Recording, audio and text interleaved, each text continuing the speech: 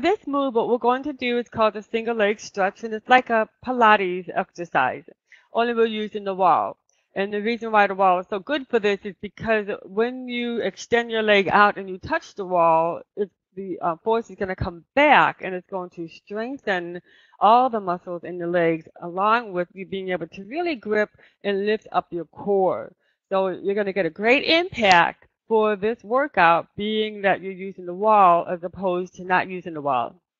So with Mary Eileen, what she's going to do first of all is bring her knees to her chest, and she's going to bring her forehead in. There you go. And you're going to try to want to bring your forehead to your knees. The reason why is because you really want to be able to tip your pubic bone in, and as you're bringing your forehead in, you're going to really recruit down below the navel.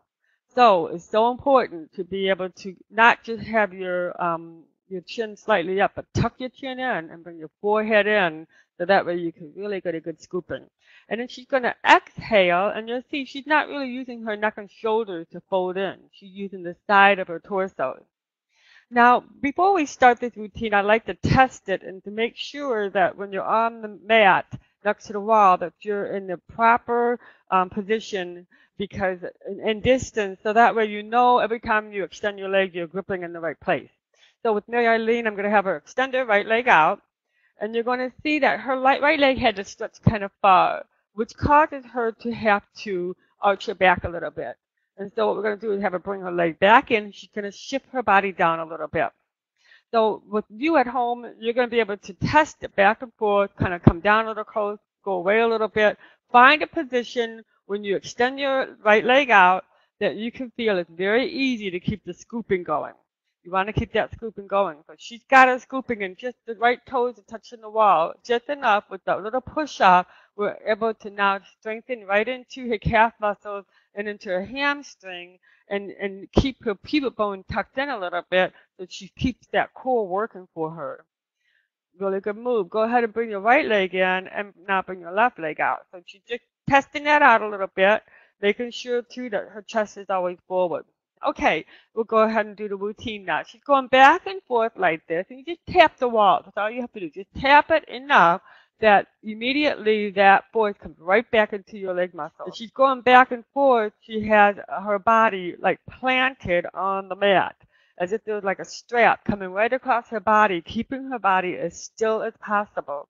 So the challenge of this exercise, as she's gently touching the wall, reaching her toes, coming forward, is to keep her body as still as possible, forcing her to have to recruit down below the navel and the core. Going back and forth, and she exhaled every time she comes with her knees in.